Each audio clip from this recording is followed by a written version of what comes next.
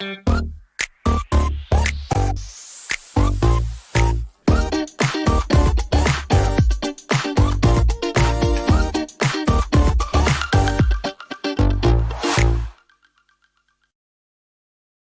everyone. Welcome to your Microsoft Technical Takeoff session on Intune reporting and advanced analytics.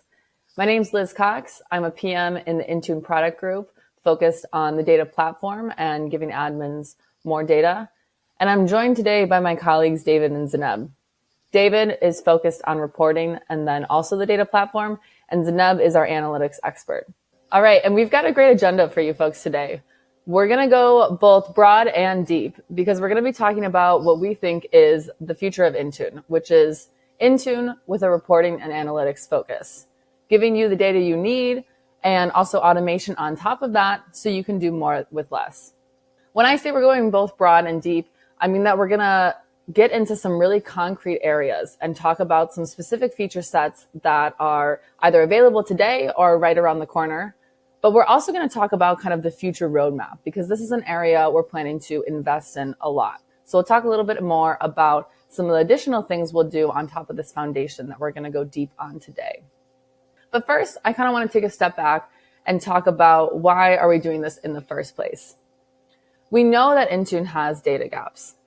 Some of you might be managing your devices on-premise with Configuration Manager because Intune doesn't quite meet your data gaps. Some of you might be managing your devices with Intune in the cloud, but you might have to add in a third-party solution to meet your data needs. We want to be able to give you all the data that you need in Intune. We want to be able to take that even a step further and offer an analytics layer on top of that that helps to remediate issues and be proactive. I was talking to a customer recently who was telling me, I don't actually need more tools in the toolbox. I just need to be able to do more with less. So how can Intune do things like proactively find issues, remediate them, and then just give you the information afterwards and maybe make recommendations on how you can fix your environment?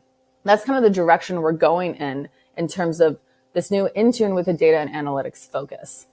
So 3 main areas we're going to be talking about today that are part of this are improvements to reporting. We have a lot of existing reports. We're going to talk about some tweaks we're making there to help it better meet your needs. But then we're also going to be talking about the data platform. That's a word you'll hear a lot today, and we're going to dive deeper on that. But for now, you can kind of basically think of it as reporting is kind of one facet of data, but there's a lot more things you need. Reporting is great for certain questions you might have, but it's not going to be great for every single scenario. Imagine you're troubleshooting a device. You need kind of those on-demand insights in terms of what's going on with your device in that moment. So we're going to be talking about a device querying capability today that gives you just that. And that's kind of part of this broader data platform initiative that we'll also be talking about. And then we're also going to be talking about the analytics layer that goes on top of all this to make your lives easier. So on the reporting side, we'll talk about kind of 3 main improvements. One is improving the usability of these reports. The second is improving the accuracy and consistency of the data. And the third is more and better export options so that you can use this data outside of Intune to meet your organization's needs. And then on the analytics side, we'll be talking about this device querying capability because that's really kind of foundational to the analytics layer, getting these on-demand insights into what's going on with your device. And then we'll talk about ways to detect issues and automate your workflows. And so I'm going to hand it over to David to start going deep on the reporting and data platform pieces. All right. Thanks, Liz. Now we're going to talk about data platform. As Liz mentioned, there's a lot of things we can do with data. One of them is reporting. One of them is analytics. There's a lot more we can do. But to do any of this stuff, we need a solid data platform to build it all on top of. So getting the right data sounds easy. It's actually a lot harder than it looks or seems at first. There's a lot of steps. The simplest way to break these up is ingestion, transformation, access, and action. At least that's an easy mental model. I'll go through each of these in a little bit more detail. We're going to start with ingestion, kind of the first thing. There's 3 primary ways to get data into Intune. The first one, the most common one, is device check-in. So whenever someone enrolls a device into Intune, these devices typically check in Intune every 8 hours. That's the kind of normal default mode. Of course, as long as they're online, offline device won't check in at all. But for a normal, healthy, typical device, they're checking in every 8 hours, giving us data at that time. There's sort of different types of data given at different check-ins, but that's just sort of the general overview of that. Lots of sensors in Intune, tons of sensors. Some of them give us information within, a couple of seconds between when the event happens, but they're generally all within an hour. Take like Windows Sidecar, for example. There's kind of more detailed, more robust information getting collected, but a little, less frequently than, say, check-in or a sensor, for example. The challenges here, staleness. There's a whole variety of different data types that are getting collected. Something like a sensor is going to be less stale than something coming from Sidecar, for example. So your device inventory, app inventory stuff is going to be a little bit slower. And of course, this can be challenging for customers when you're trying to build things that are sensitive to latency. Missing data, there's a ton of data out there. And so picking the right pieces to collect is really important, and we need to do more and better there. And then finally, inconsistencies across ingestion.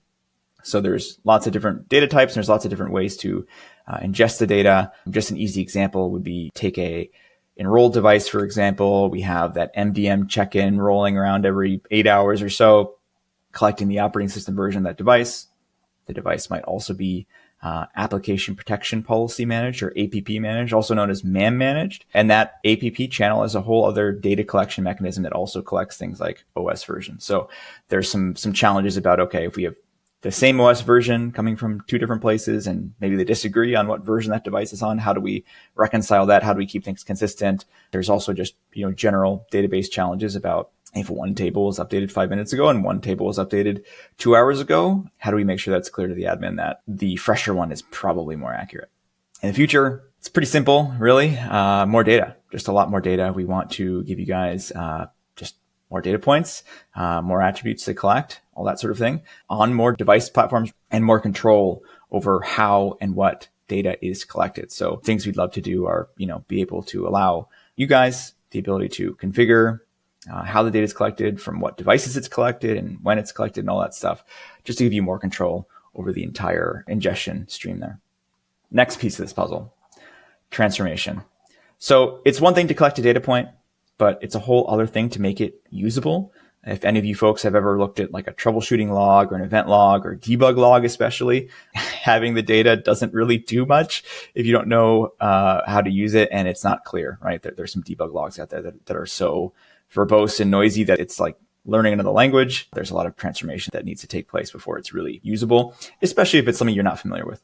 Things like analytics are the result of transformations, right? It's one thing to collect, say, the operating system version of a device, but it's a whole other thing to collect the operating system of all devices in your organization and collect them all yesterday, today, and then maybe even predict which ones will be on which versions tomorrow, right? If you're rolling out an update, getting that historical trends and predictions and analytics, it can add a lot over just regular standard old data collection. Challenges, kind of similar to ingestion. There's latency from ingestion to access. There's a lot we can do as far as transforming things and building analytics and building that logic, that value add on top of the data, but it takes a while, right? So we have to balance that device checks in and then we get the data to you guys in a reasonable amount of time instead of taking hours and hours and hours to do all sorts of fancy transformations, but then making the data so old and so latent that it's just not really that useful by the time it gets to you. So it's definitely a balance between getting it to you fast and also building some analytics and good stuff on top of that. Every data point's different. There's a totally different set of constraints and things that people might want to do with an operating system version to track an update rollout versus the encryption level of a device or the amount of apps that are being used on a device or something like that. So it's a very complicated problem to solve, and it's certainly a challenge today. In the future, you want to transform into a well-defined schema. So today there's a lot of things where a new feature is built, they build a report for that feature, and maybe they call OS_version and another report calls it OS space version. And there's some kind of inconsistencies in our Intune schema where we're taking the time to go through everything in the whole product, get it all on one schema, get it all organized, and just make it as easy to use as possible, just so that we can innovate and build things faster, but also so that you guys can do more with it more easily as well.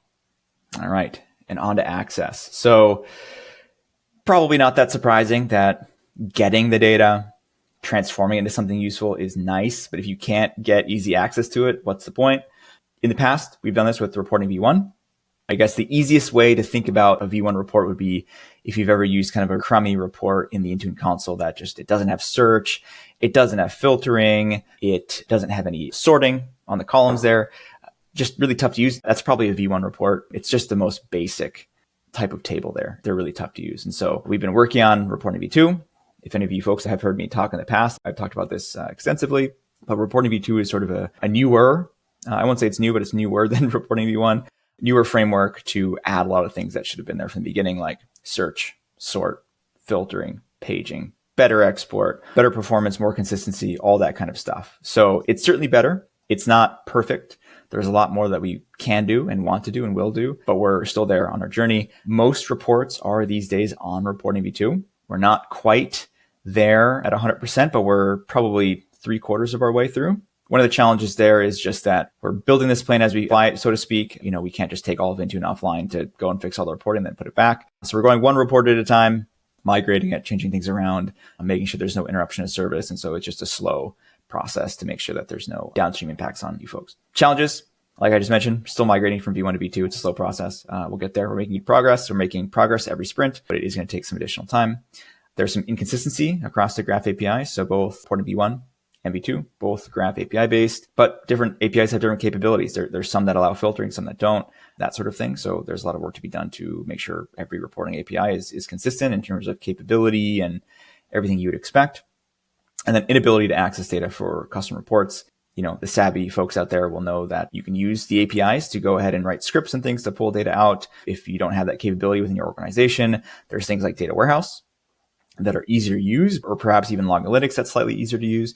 But all these things are sort of flawed in one way or another. Obviously, the APIs, you need to write a script or otherwise get access to them, which is challenging. Data Warehouse just doesn't have all the data, and it's kind of slow. And Log Analytics is missing some data as well. So those aren't perfect solutions. And so what are we doing in the future? We want to complete that migration to V2, get everything on the same infrastructure, but also more ways to get the data that you need. So I mentioned that, Data Warehouse, Log Analytics, the APIs leave a bit to be desired as far as export goes, and we want to do better than that. So we have some things planned to look at how to get this data in your hands as easily as possible and as flexibly as possible. Last point here, almost there, actions. So it's one thing to collect some data, transform it into something useful, and then get it in your hands. But it doesn't do much if you can't then take an action on it, right? So we can put something in front of your face that says there's a problem, but if you can't do anything about that problem, it's kind of, what's the point of even telling me I can't do anything about it? It's just going to make me lose sleep at night, which is perhaps not very helpful. So today we have proactive remediations, which is a good start, but there's definitely more we can do. The challenges are that we want to kind of connect these things to actions, right? I see an app is out of version, let's deploy an update. Or I see someone's out of compliance, or maybe is missing some important security configuration or something. Let's deploy that config. Let's have better targeting, and let's get people in the state that they need to be. So in the future, just more ways to act on the data, see a problem, act on the problem, solve the problem, and make sure that loop is tight and the admins can do what they need to do.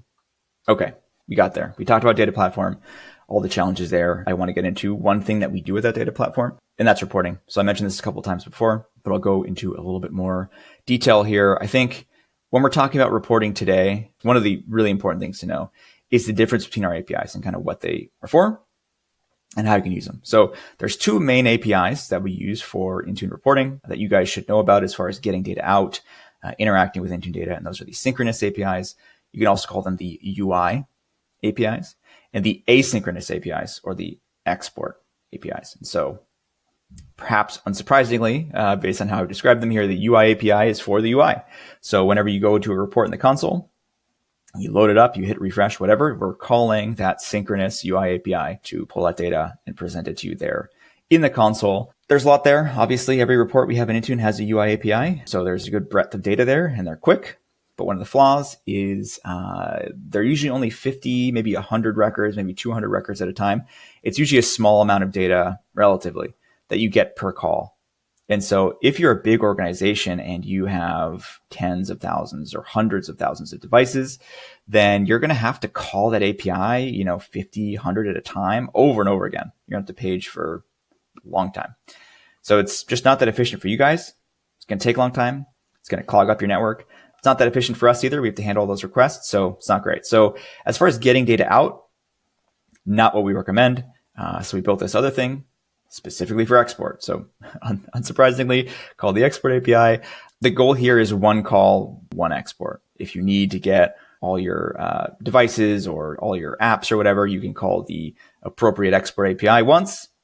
Maybe you call it a couple of extra times to get just the status of the job. But after that first call is done, we queue up a job in our backend. Once that job is done, we'll go ahead and save that data to a storage location. And so you really, maybe one call is a little bit, too optimistic for me. It's really two. You call once to start the job and then call the second time to find out where the data has been saved. But definitely much better than calling that API potentially thousands or tens of thousands of times in the case of the UI API. So speaking of that UI API, kind of here's what it looks like for all you visual folks out there. Got a picture of a console report. We can see we're showing 1 to 50 of 803 records. If I had to take a guess, this API, regardless of what you input, is probably only going to return 50 records because it was designed for the console, right? That's its purpose, is to show each of these pages here with 50 records. And we can see that request URL up there at the top of the slide. It's the reports/get device noncompliance report. It's for the UI. Lots of folks do use these APIs to export data, but not recommended. If we were to click that export button on that same report, we would see a different API. So we'd see reports/export jobs. So this is the export API that I've been talking about. The way you interact with it is we go into the payload, and when you call the API, you put in your payload, report name equals, in this case, we have device noncompliance, format CSV. You could also put JSON, and then some filters. The easiest way to figure out how the filters work is just in the report itself. You can put your filters and then use your network tracing to go and look at the payload when you hit that export button. Today, filters are passable into the export, so you can use them to filter your reports, although a big request is for search to be passed in as well. And I will get to that right here, actually, on this slide. So what's next for reporting? Continue progress to V2. Mentioned it a couple of times. We're getting there, about 3/4 of the way. We're making progress every month, but it's slow going. We want to make sure we do it right and don't cause any interruptions for you folks or any other major issues for our teams internally. Search for export. So what's in the search box will carry over to export. Today, the filters carry over, but search doesn't. It's not really intuitive, annoys folks. So that's something that's coming soon. I don't have a date. That is the kind of thing we're actively working on. After that, more and better filtering. Like I said, we do support filtering today in reporting V2, but it's not great.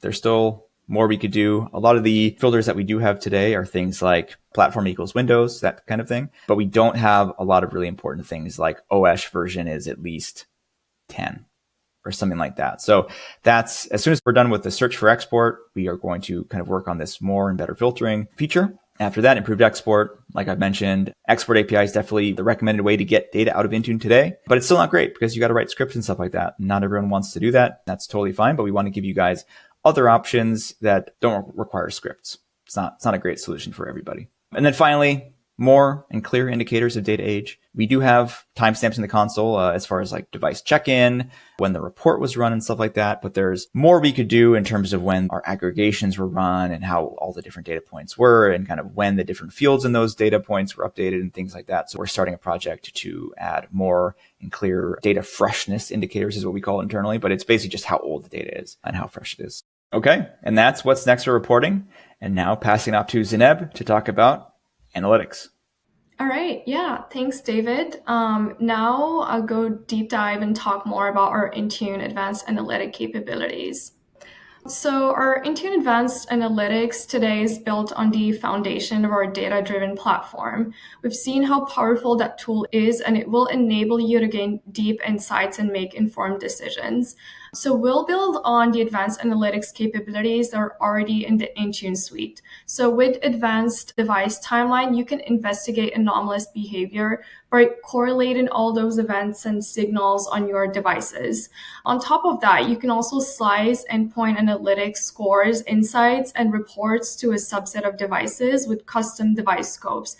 to fit your organization needs, and also it gives you more control over the data you analyze. Today, we're also introducing our new anomaly detection device cohorts feature that will enable you to monitor device health and detect user experience and productivity regressions. And on top of that, you'll be able to gain more visibility into hardware performance issues that are impacting user technology experience, such as battery health. And with on-demand interactive pivot queries, you can also quickly assess the state and configuration of your device. Now, let's take a quick look and talk more about anomaly detection. So with the latest release of anomaly detection device cohorts, admins can now get deeper insights on the anomalies that impact user productivity. Devices that are associated with high or medium severity anomalies are grouped together using an ML-powered model. This data is then displayed onto the UI so that IT admins can dig further into the problem and take necessary actions. And let's see how that looks like. So if you go on Endpoint Analytics today, you can click on the Anomalies blade. We will only show you anomalies with a high level of confidence based on their severity levels, starting with those that impact productivity the most. So we have 4 different levels today: high, medium, low, and informational. And then you can see a list of all those anomalies on a tenant base. And then if we click on one of them, you can get more details about that specific anomaly. So you can see the state, whether it's a new anomaly or an active anomaly, the number of affected devices, the date created, and the latest occurrence of this specific anomaly. We also show you the device correlation groups, which we call device cohorts. So if we go and click on one of them, you'll be able to see all the devices associated with this anomaly that are correlated into groups based on one or more factors. For instance, in this example, we can see that we have 2 app factors with specific app versions. We'll show you the number of affected devices and then at-risk devices. So for the at-risk devices, we use that metric to give you a sense of how big the anomaly would become. These devices haven't seen those anomaly yet, but they have a high level of confidence that they will be affected. And now if we go ahead and take a look at our prevalence rate, we use this metric that's called prevalence. This will indicate how strongly these attributes define the cohorts that correlate with the anomaly detected. In this example, we can see that 27.27% of devices affected by this anomaly have these common factors. And then if we click on View Affected Devices, you'll be able to see and review all the devices in your organizations that are affected by this anomaly. You can filter by correlation group and device status, whether that's affected or at risk. Now, let's go and talk more about our anomaly detection system in details.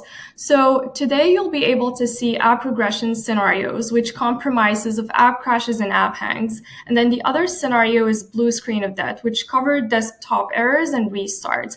We use 4 statistical models that we leverage to identify these categories for you to bring the right attention that's needed. So whether that's setting like thresholds to determine anomalies or calculating z-scores and looking at data points that fall outside of a certain range. So for us to be able to use all these analytical models to consider which devices will be anomalous and at risk. And all of that will be also considering regular intervals over time. And then we correlate all these basically like data points and insights with other AI and ML powered models. And I'll talk about that in a second. And for you to be able to take preventive actions, whether that's like stopping an update or stopping like deployments into further rings for at-risk devices, or also leveraging anomaly detection along with device timeline to dig further into those repetitive signals. Now, let's go ahead and talk more about our anomaly correlation model. So we're using a pattern mining algorithm that incorporates various essential metadata about the devices, applications, operating system, and drivers. Basically, the algorithm operates by analyzing those anomalous and non-anomalous devices and their associated data And then we display the top 4 or 5 patterns with the highest level of confidence, which we call device cohorts. And then these device cohorts will showcase those recurrent patterns and relationship among those anomalies. And that will provide you invaluable insights into potential root causes and solutions. Now, let's see how this looks like for an app crash scenario.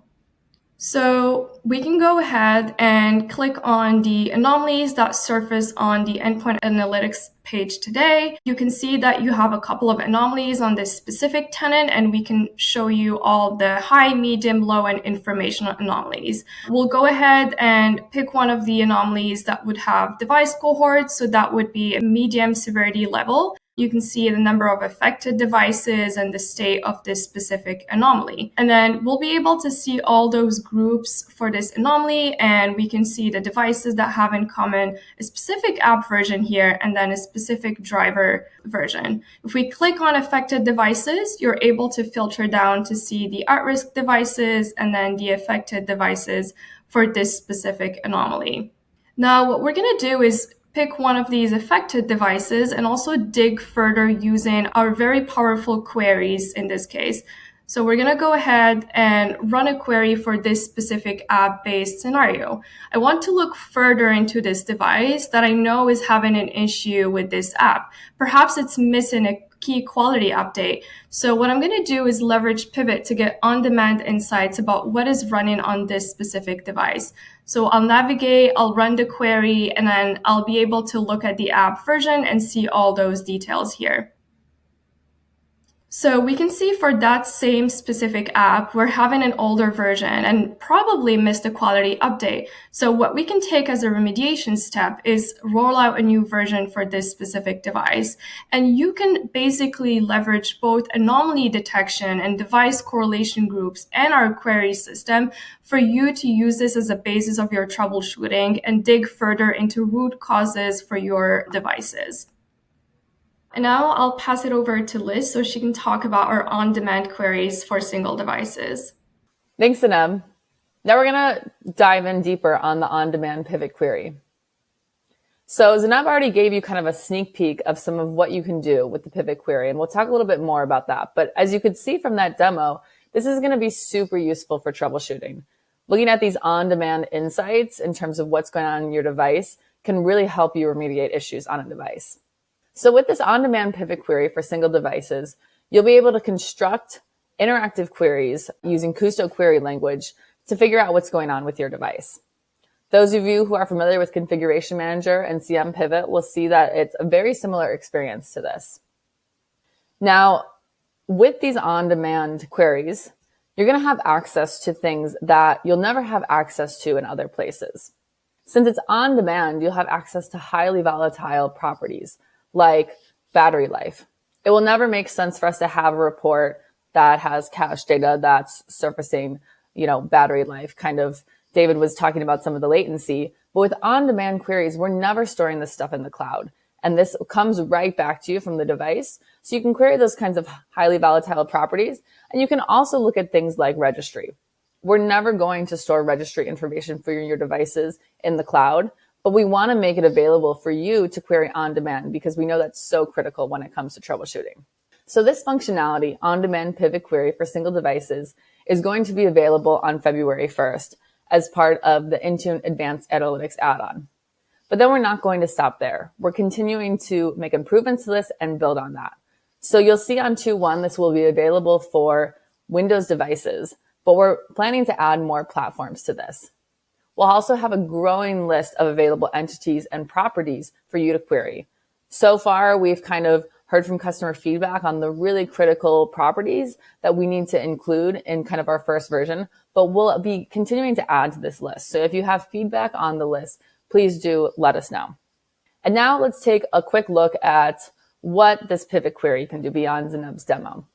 So Zanab kind of mentioned that this is kind of in the context of troubleshooting. So what you'll do is you'll navigate to your devices, and then you'll go ahead and select the device that you're having trouble with. Once you select that device and are on the device overview, you'll see that normal actions bar, and then you'll choose this option for pivot query. And here's where you'll construct these queries. And so I want to show you a little bit more about what you can do. For those of you who are familiar with CM Pivot, we support all the same operators as CM Pivot. So Zainab had showed you where you can query information about a specific program. But here we're going to take a look at 10 of the services that are running on the device. And we'll see the different information we get about these services in case we want to inspect if anything looks off, or we know there's a known issue and we want to learn a little bit more about a problem with one of the services running on the device. Another common issue is sometimes certain processes are taking too much memory while they're running, and there are different ways that we can try to remediate that. So here we're going to take a look at the top 10 processes by memory usage running on this device. So we'll get the return of these processes. And again, we can inspect different properties for these processes. We can take a look. Maybe some of these are expected to be using this much memory. Maybe some of them we're concerned with the amount of memory. So we might want to go ahead and do some kind of remediation here to have that process be using less memory. And maybe you want a lot less information than this. Maybe you literally just want to know the disk size on this device. You can kind of scope down what you're going to be looking at with the project function here and just take a look at the disk size of the device. So that's just a sneak preview of some of the things that you can do with this pivot query. Again, troubleshooting is kind of the Wild West. There's a lot of different things you might be doing, and we're working on analytics layers to help kind of inform what you do, but we're never going to be able to capture everything you'll be doing in troubleshooting in a demo. But this is kind of a look at some of the functionality that you can do. And kind of going forward, we talked about a ton of different things today. We talked about reporting. We talked about this data platform that we're working on. We talked about analytics, and then we talked about this pivot query piece that's an essential part of troubleshooting and analytics. And this is kind of an area, the biggest thing I can stress is that we're going to do more and more here. We're going to be doing things to support all the platforms that Intune supports. And we're trying to kind of help your troubleshooting and overall information about the environment. So I mentioned that that pivot query will be available on February 1st as part of the Intune Advanced Analytics add-on. We'll also have additional anomaly detection signals there and more automation and AI-powered capabilities. David talked a lot about the data platform today, and that's something we're continuing to build out. I mentioned additional properties and entities for this device query functionality, but we're looking at additional data points everywhere. And we're going to have this notion of cached and on-demand data. The on-demand data is what you saw with Pivot Query, things that will give you on-demand insights about the state of your device to help you with troubleshooting. But you also might just want to know some information about cached data, and you might want to have that stored in the cloud. I mentioned that Pivot Query with on-demand will not store that data in the cloud, but then we'll have cached data that you can store in the cloud and access on a regular basis. And then we'll have that continued progress on improving reporting. And when we talk about these pivot queries and troubleshooting, we know that that's not just on single devices. We know that sometimes you're troubleshooting at scale across your environment. So another thing we're working on is that pivot query for fleet queries and for multi-device queries. We're really excited to bring that functionality. And, we want to hear from you in terms of what's going to be most helpful there. And I think the last thing I'll say to this group is thanks so much for tuning in. A lot of these improvements we've made is based on your feedback, things that you're telling us we need to go solve in Intune, data we need to give you, automation we need to give you. And so we really appreciate you tuning in and look forward to you getting these features and hearing your feedback on them. Thank you.